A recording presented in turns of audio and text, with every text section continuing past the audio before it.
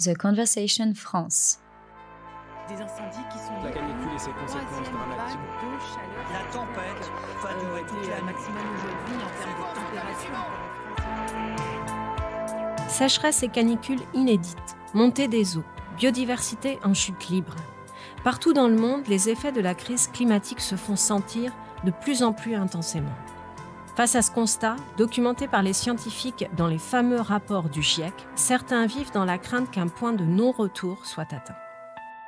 Et si, au-delà des chiffres et des situations effrayantes, on s'intéressait aux initiatives qui portent leurs fruits? C'est l'objet de cette série de 5 podcasts réalisés en partenariat avec l'Institut des hautes études pour la science et la technologie. Objectif : appréhender les mobilisations et les actions qui permettent de faire face à la crise climatique et qui donnent de l'espoir. Je suis Jennifer Gallet, bienvenue dans Défi climatique, ces initiatives qui font bouger les lignes, une série d'entretiens avec des scientifiques spécialistes des questions environnementales. Je suis Françoise Marmouillet. Dans ce 2e épisode, on s'aventure sur le terrain de la justice et du droit. Depuis quelques années, la justice climatique prend de l'ampleur. En France et ailleurs dans le monde, des citoyens saisissent des tribunaux pour dénoncer l'inaction climatique et tenter de contraindre des États ou des entreprises à agir en faveur de l'environnement. Quelle est la portée de ces nouvelles formes de mobilisation ? Pour nous éclairer sur ces questions, nous recevons Judith Rochefeld, professeure de droit privé à l'université Paris 1 Panthéon-Sorbonne. Judith Rochefeld a co-dirigé le Dictionnaire des biens communs paru au PUF. Elle a publié en 2020 un essai intitulé « Justice pour le climat, les nouvelles formes de mobilisation citoyenne ». Aujourd'hui, une révolution est en marche. Des citoyens poursuivent en justice leur propre État pour le pousser à mener une politique climatique digne de ce nom. 900 Néerlandais ont par exemple fait condamner leur gouvernement. Verdict du tribunal, le pays ne protège pas assez ses citoyens, il doit réduire ses émissions de CO2 de 25%. Judith Rochefeld, bonjour. Bonjour. Depuis quelques années, on vient de l'entendre dans cet extrait d'une émission de France 24, il y a cette émergence de la notion de justice climatique. Les recours se multiplient un peu partout dans le monde. C'est un phénomène nouveau. Est-ce que vous pouvez nous expliquer cette évolution ? Oui, alors je ne sais pas si je dirais que c'est un phénomène nouveau parce qu'il y avait déjà eu une première phase de procès climatique dans les années 2005 après les accords de Kyoto et les discussions qu'il pouvait y avoir sur ces accords qui promouvaient la solution des quotas d'émissions à effet de serre, donc discussion aux États-Unis. Donc il y avait déjà cette première vague dans des pays où on pensait que la judiciarisation des relations était plus soutenue. Mais désormais, effectivement, on a une autre vague à partir de 2015-2017 avec un facteur assez déterminant qui a été l'accord de Paris de 2015 où chaque État a affiché de façon plus généralisée qu'avant un objectif nationalement déterminé, c'est-à-dire à quoi il s'engageait. Toute la question va être de savoir s'il s'engageait vraiment, mais à quoi il s'engageait nationalement comme diminution de ses émissions de gaz à effet de serre. Donc à partir de ces engagements et du fait que dans chaque État, une loi est intervenue pour mettre en œuvre cette sorte d'engagement, sur ce fondement et sur celui des droits fondamentaux, des citoyens, des ONG ont attaqué les États, mais aussi les entreprises pour justement les pousser à véritablement mettre en œuvre ces objectifs. Vous nous dites que c'est la société civile, suite aux accords de Paris, qui a été en quelque sorte encouragée à ces recours, c'est ça ? C'est très particulier dans ce domaine. Alors, ce n'est pas le seul domaine où on a une société civile active qui pousse des États à changer de politique ou des entreprises à changer de politique. Ce qui est particulier dans ce domaine, ou en tout cas un peu particulier, c'est qu'on a une société civile qui est mondialement organisée, parce que les COP ont permis aux personnes, aux institutions, aux associations, aux militants, aux églises aussi, à toutes sortes d'institutions de se connaître et de se côtoyer pendant des années, aux scientifiques de livrer des expertises sur lesquelles la société civile peut se fonder Et on a donc une sorte de communauté mondiale un peu informelle. Et par ailleurs, elle adresse un problème, c'est l'expression américaine, elle tente de traiter un problème qui est mondial à une échelle nationale. C'est très original comme façon de faire du droit et de faire une pression nationale, puisqu'il n'y a pas de tribunaux internationaux qui traitent du climat ou de l'environnement. Donc chacun redescend à son échelon national la question devant son juge national. Et pour paraphraser un peu Bruno Latour, on veut dire que c'est une relocalisation du global, du reterritorialisation du mondial. En Espagne, 30 000 hectares de vagues. La canicule et ses conséquences dramatiques. Parmi ces procès menés contre des États, parmi ces procès emblématiques, on a ce fameux procès Urganda aux Pays-Bas. Alors racontez-nous un petit peu comment ce procès est devenu emblématique de cette nouvelle forme de justice. Alors il est absolument emblématique parce que c'est le premier qui a obtenu un résultat, je dirais, tangible contre un État. Je m'explique, il y a eu toute une vague de procès donc depuis 2017. Ouganda avait commencé avant les accords de Paris et donc l'objectif en question est antérieur aux accords de Paris, je referme cette parenthèse, mais il y avait déjà une série de procès au Royaume-Uni, en Australie, partout en Europe, en Amérique latine, aux États-Unis. Et pour l'instant, le résultat n'était pas très positif. Alors ça dépend ce qu'on attend comme résultat de ces procès, parce qu'il y a de toute façon un résultat tangible en termes de conscientisation. C'est-à-dire que ces procès sont aussi une arène judiciaire où sont débattues les politiques publiques relatives au climat. Donc il y a cet effet-là. Il y a aussi un effet de spectacularisation, c'est-à-dire l'idée de mettre en scène des procès ou l'idée de mettre en scène des citoyens qui ne sont pas d'accord avec leur État, et surtout avec une donnée très, très importante qui est toujours de figurer, ou dans beaucoup de ces procès, on figure les jeunes. C'est beaucoup de jeunes, c'est beaucoup d'enfants. Il y a même une tentative de figuration des générations futures. Donc, de toute façon, ces effets-là étaient présents. Mais avant Ouganda, c'est vrai que les réponses étaient plutôt du type les États se sont peut-être engagés sur un objectif, mais cet objectif n'est pas contraignant, ils ne sont pas obligés et ils ont une certaine marge de manœuvre pour arriver à moins 25, moins 30% en 2030. Ouganda est le premier à opérer un tournant puisque précisément ce type de réponse ne va pas être livré et les juges néerlandais vont enjoindre à l'État néerlandais, au gouvernement, de prendre une trajectoire conforme à ses promesses, à ses objectifs. Et donc c'est le premier qui donne une réponse un peu contraignante pour l'État en question et qui a dû se plier à cette injonction et il a permis en fait une dissémination de ces argumentations. Donc le procès Ouganda a aussi disséminé en France, puisque en France on a eu cette fameuse affaire du siècle qui a attaqué l'État français. Racontez-nous un petit peu ce qui s'est passé à ce moment-là. En France, on a un contexte un peu particulier qui est que les citoyens ont du mal à agir devant les tribunaux. Ce n'est pas eux qui sont devant les tribunaux. Donc on a à la fois d'un côté la commune de Grande-Synthe, des associations qui ont été rejointes par Grenoble et Paris devant le Conseil d'État, la plus haute juridiction administrative, pour inaction climatique, ou en tout cas pour non-respect de ce qui est inscrit dans les lois du point de vue de la diminution des émissions et de l'adaptation des territoires. Donc ça, c'est une première direction. Et puis, devant le tribunal de Paris administratif, on a effectivement 4 associations, plus cette figuration des citoyens par la pétition qui a été signée par près de 2,5 millions de personnes. Donc c'est là où on a cette société civile qui pousse un peu, même si ce sont les associations qui agissent. Qu'est-ce qui a été constaté par 2 décisions du tribunal administratif? C'est le fait que sur ces objectifs, sur les objectifs qui sont inscrits dans les lois, il y a du retard dans la baisse des émissions, et que, en conséquence, c'est la première fois que c'est reconnu en ces termes, en conséquence, il y a un préjudice écologique, on dégrade le climat, et la réparation de ce préjudice consiste en fait à réintégrer le retard, à rattraper son retard et à réintégrer dans les objectifs qu'on doit poursuivre des objectifs qu'on avait déjà, plus ceux qui concernent le retard. Donc, d'une sorte de réparation en nature, ou en tout cas une sorte de remise de nos politiques dans la trajectoire qui était censée être la leur. Alors, on va parler justement des résultats concrets de ces actions. Mais avant ça, je voudrais qu'on écoute Damien Carême, qui était le maire de la commune de Grande-Synthe à l'époque, commune menacée par la montée des eaux, et qui donc a engagé une action contre l'État pour ces raisons-là. On va l'écouter expliquer pourquoi.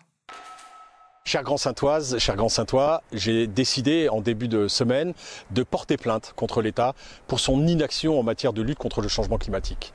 En effet, ici, à Grande-Synthe, comme sur l'agglomération dunkerquoise, nous sommes menacés par ce changement climatique. Nous sommes menacés par des inondations. Nous sommes sur un territoire de polder, je vous le rappelle. On a besoin d'assécher notre territoire par les ouatergans et cette eau est rejetée à la mer. Le changement climatique va peut-être provoquer plus de pluviométrie et donc plus d'eau à évacuer et nous n'aurons pas le temps d'évacuer cette eau entre deux marées. Donc, l'État a été condamné dans ce cadre. Alors, expliquez-nous un petit peu quelle est vraiment la portée véritable de ces condamnations, parce qu'on a du mal à saisir si la portée, elle est autre que symbolique. On a entendu parler d'1 euro, de réparation, etc. Voilà, quelles vont être les répercussions concrètes ? Alors, j'insiste sur le fait qu'on peut rejeter cette idée que le procès serait une arène politique de débat, c'est tout à fait possible. Il n'en reste pas moins que l'un des effets est celui-là, c'est-à-dire une conscientisation, un débat public. Malheureusement, ça se fait dans l'arène judiciaire. On peut en discuter. Et effectivement, l'une des directions, c'est précisément de faire en sorte que ce ne soit pas l'arène judiciaire. Et l'autre effet, on est en plein dans sa mise en œuvre, c'est-à-dire que pour l'affaire Grande-Synthe, on entre dans la 3e phase où il va être constaté. Dans la première, on a laissé un délai à l'État pour se mettre en conformité avec ses objectifs. Dans la 2e, on a constaté que ça n'était toujours pas le cas et on a laissé l'État se justifier pour essayer de démontrer qu'il avait des raisons pour que ce ne soit pas le cas. Et là, on rentre dans la 3e phase qui a commencé le 31 mars dernier, où précisément le Conseil d'État va constater que la trajectoire de conformité avec les objectifs n'est toujours pas remplie, n'est toujours pas respectée, et où il peut prononcer une sanction. Alors on peut se dire, cette sanction va peut-être être symbolique, je n'en sais rien, je ne suis pas au Conseil d'État, mais en revanche, il y a un précédent très intéressant sur la pollution de l'air qui date de 2020, où alors que plusieurs décisions du Conseil d'État avaient constaté que les seuils de pollution de l'air qui sont imposés par l'Union européenne ne sont toujours pas atteints dans 8 agglomérations, il a condamné l'État à 10 millions d'euros par semestre de retard. Et ces 10 millions d'euros par semestre de retard sont affectés à cette cause de pollution de l'air et à des associations ou à des établissements publics comme l'ADEME qui représentent cette lutte contre la pollution de l'air. Donc il y a une possibilité quand même d'avoir des sanctions, des modes de pression affectés aux entités naturelles dont il est question ou à la cause environnementale dont il est question. Ce n'est pas du tout impossible. Et on rentre dans cette phase du point de vue du Conseil d'État. Dans l'affaire du siècle, c'est un peu différent puisque ce n'est pas le même type d'action. Là, c'est une action en responsabilité. L'État est en carence fautive. C'est une action en responsabilité. C'est une réparation en nature qui est demandée, rattraper son retard. Et le 1 euro symbolique, en fait, avait été volontairement demandé par les associations pour leur dommage moral, leur préjudice moral, parce qu'elles ne voulaient pas qu'on puisse dire qu'elles faisaient une action pour des raisons économiques. Et si d'aventure ces sommes étaient payées par l'État, est-ce qu'il y a une instance qui pourrait vérifier l'affectation réelle de ces sommes ? Alors ça, c'est une très très grande question qui est devant nous. C'est-à-dire que les textes, que ce soit sur le préjudice écologique ou sur l'astreinte, c'est-à-dire ce mode de pression, vous êtes en retard, vous payez par semestre de retard, les textes parlent d'affectation. C'est-à-dire, on dote cette cause des sommes qu'on a obtenues en justice. Sur la pollution de l'air, par exemple, le seul contrôle que l'on ait, c'est de regarder les rapports de ces associations et des établissements publics qui ont eu une part de l'astreinte et de voir ce qu'ils en ont fait. C'est une forme de contrôle. Et on peut imaginer effectivement que si l'on détectait une utilisation de ces sommes qui ne soit pas conforme à l'affectation, il pourrait y avoir une action, par exemple. Mais ça, encore une fois, ce sont des textes assez nouveaux du point de vue du préjudice écologique, puisque ça date de 2016, et qu'on n'a pas encore toutes les réponses de ce point de vue-là. Donc on est vraiment face au droit en train de se faire, en fait. C'est un laboratoire extraordinaire, les procès climatiques. Alors, malheureusement, parce qu'il y a l'urgence, et parce que, comme si, à part la violence, il y avait ce dernier recours et l'idée que la justice, non pas est la solution. Évidemment que ces procès qui sont ponctuels, qui mettent du temps à livrer une solution, ne sont pas l'unique possibilité pour faire bouger une politique climatique. Ils participent de pression sur les politiques publiques. Ça n'est pas évidemment la solution. On est sur une voie contentieuse qui apparaît comme le dernier rempart, qui ne sera pas la solution, mais qui livre effectivement des décisions très très originales et qui font énormément bouger le droit. La moitié du territoire européen risque cet été un état de sécheresse. Alors, il y a une voie également qui est explorée, qui est peut-être pas exactement celle du contentieux, mais c'est de définir certains éléments de la nature comme bien commun. Alors, vous avez beaucoup travaillé là-dessus. Cette notion de bien commun, elle a été mise en avant dans certaines actions en justice pour défendre l'environnement. Alors, qu'est-ce que c'est comme bien commun et quelle peut être l'efficacité de cette notion en termes de justice climatique ?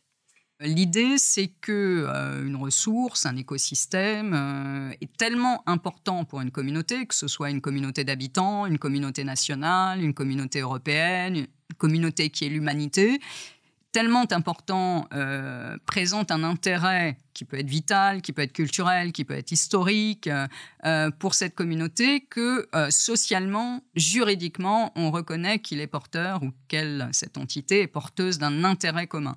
Qu'est-ce que ça veut dire juridiquement ? Ça veut dire qu'on ne le traite plus exactement comme si, par exemple, ça pouvait être un objet de propriété privée. Ça peut être un objet de propriété privée, comme un monument historique peut être un objet de propriété privée, mais le propriétaire doit tenir compte de l'intérêt commun de ce monument historique qui, par sa valeur historique, intéresse toute la communauté nationale. Le climat, le système climatique, qui est une chose très très difficile à définir, qui parcellise un peu l'écosystème, et ça n'est pas très bien de traiter entité par entité, mais à partir de 1992, de la fin des années 1980, il est regardé avec la biodiversité comme une préoccupation commune de l'humanité. Et l'idée était que les États devaient défendre cette préoccupation commune, ou en tout cas être concernés par cette préoccupation commune, devaient s'organiser entre eux, même si on faisait une différence entre les États du Nord et les États du Sud, pour le dire vite, en termes de développement, ils n'ont pas pollué pareil, ils n'ont pas les mêmes nécessités pour leur croissance de polluer ou d'émettre. L'idée était que ça revenait, c'est tout à fait traditionnel en droit international public, aux États de s'occuper de cette préoccupation commune de l'humanité. C'est un fantasme assez grandiose, puisque l'humanité n'a pas de représentants. On était dans des dissensus, les États du Sud faisant valoir qu'ils avaient, une capacité de développement à déployer et que les États du Nord avaient une dette historique du point de vue climatique. Donc personne ne s'entendait sur cette question. Et ce qui se passe, me semble-t-il, dans ces procès climatiques, c'est précisément la reprise en main malheureuse, parce qu'on est en face d'un échec et d'une urgence vraiment patent, la reprise en main par les citoyens et des parties de la société civile, dont on peut discuter de la légitimité, de cette gouvernance, de ce gouvernement du climat, c'est-à-dire que chacun redescend à son échelon national cette gouvernance. Ça n'est pas un gouvernement mondial du climat, mais c'est une tentative avec des centres un peu partout dans le monde, malheureusement pas en Chine, et malheureusement pas en Russie, et malheureusement pas en Arabie Saoudite, alors ce sont de très très gros émetteurs, de reprendre en main ou de faire pression pour un gouvernement plus harmonieux du climat. Et ces échelons nationaux, avec des décisions qui s'adjoignent au fur et à mesure, parviennent en remontant à faire comme une argumentation mondiale de défense du climat. Alors, il y a une notion qui est un peu cousine de cette notion de bien commun, c'est cette qualification de certains éléments de la nature comme personnes. Ça, c'est une chose qu'on voit de plus en plus également. Alors, quelle est l'articulation avec la notion de bien commun ? Et là encore, quelle efficacité ça peut avoir ? En matière climatique, si on donne un exemple, le 5 avril 2018, la Cour suprême de Colombie a qualifié l'Amazonie colombienne, la partie colombienne de l'Amazonie, qui est très conséquente, de personnes, à la demande d'adolescents et d'une ONG qui non seulement faisait valoir que ne pas protéger l'Amazonie remettait en question leur droit à la vie, à l'alimentation, au fait qu'ils ne puissent plus avoir un mode d'existence en harmonie avec la nature et un mode d'existence tout court, et puis parce que protéger l'Amazonie contre la déforestation, l'exploitation, participait de la lutte contre le dérèglement climatique étant donné son rôle de puits de carbone. Donc il y a eu cette personnification de l'Amazonie et, en conséquence, un devoir de protection de cette personne. Ça n'est pas une formule magique, ça n'est pas un mot magique. C'est-à-dire qu'à chaque fois qu'il y a cette personnification, en général, c'est une lutte politique pour imposer, notamment de la part de communautés politiques, autochtones, religieuses en Inde, une vision de leur rapport aux écosystèmes, qui est une vision animiste, donc soit, comme diraient des scholars, indigéniste, soit religieuse. L'idée que notre rapport à nous, Européens, qui intégrons une rupture très forte entre ce qu'on a longtemps appelé la nature passive et la culture des humains, n'est plus l'harmonie conduit à une exploitation des écosystèmes et qu'on réintègre une autre hiérarchie si on personnifie les entités naturelles. Donc, je le disais, ça n'est pas un mot magique, ça ne réglera pas la question. En revanche, dans toutes ces créations, ce qui, moi, me paraît très, très intéressant, c'est que le grand geste de personnifier ne suffit pas. Et en général, on renvoie à la communauté qui a ce lien. Donc, par exemple, les Maoris, 3 communautés Maoris en Nouvelle-Zélande ou des communautés locales amazoniennes, on renvoie à ces communautés le gouvernement de cette entité naturelle. Voilà le lien avec les communs. L'ouragan Maria, désormais de catégorie 3, n'est plus très loin. Je voudrais qu'on écoute le ministre de la Justice de Nouvelle-Zélande qui explique donc la qualification du fleuve Wangani en personne, qui explique ce nouveau statut qui a été accordé à ce fleuve, et il nous dit 2 mots des conséquences que ça a à avoir, et j'aimerais qu'on en parle ensuite avec vous. And living whole, comprising the Wanganui River from the mountains to the sea, incorporating its tributaries and all its physical and metaphysical elements. It recognises Te Awa Tupua as a legal person with all the corresponding rights, duties and responsibilities. This really is something very special, and it's already gaining attention both nationally and internationally. Donc on l'a entendu expliquer donc que ce fleuve que les Maoris appellent le Te Awa Tupawa, il est reconnu comme une personne, et il dit avec les droits et les devoirs correspondants. Qu'est-ce que ça veut dire ?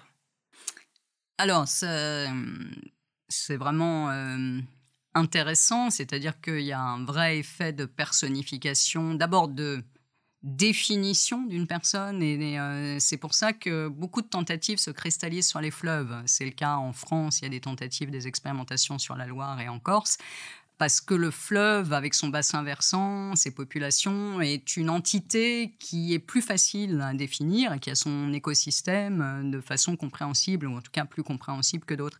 Ça, c'est la première chose. Ça veut dire aussi qu'on insiste en général beaucoup sur le fait qu'il va y avoir une protection. Il y a par exemple dans ce gouvernement paritaire, parce que c'est ça qui est vraiment important pour le Wangani, et c'est ça le lien avec les communs, c'est qu'il y a un gouvernement de cette personne.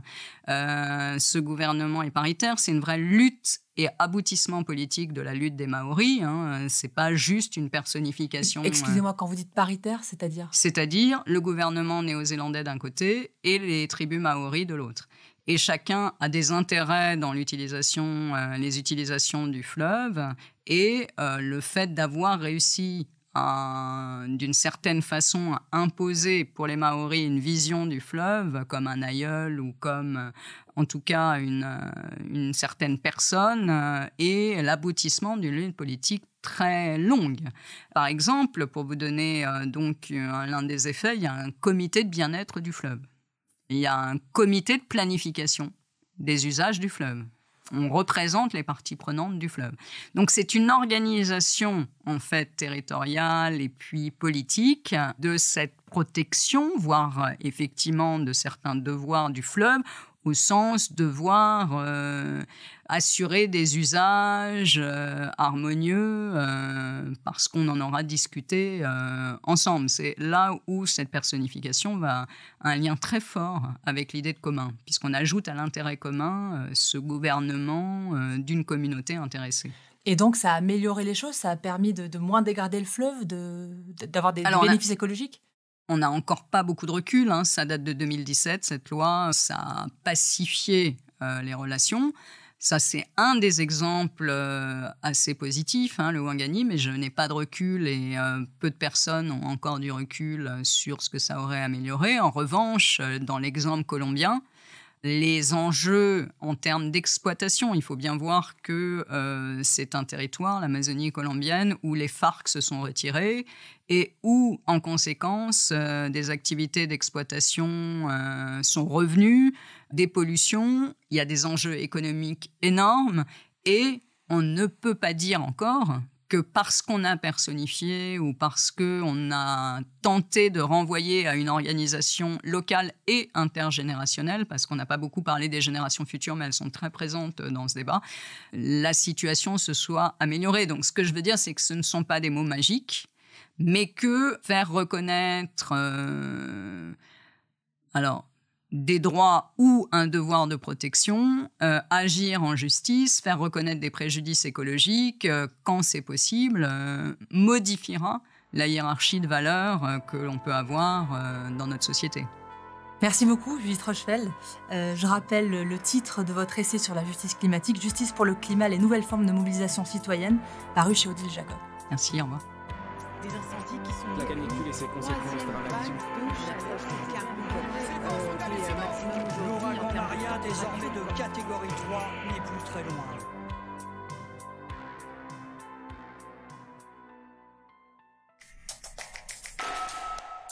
The Conversation France.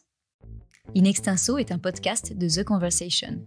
Chaque vendredi, la rédaction donne la parole à la recherche pour mieux comprendre l'actualité.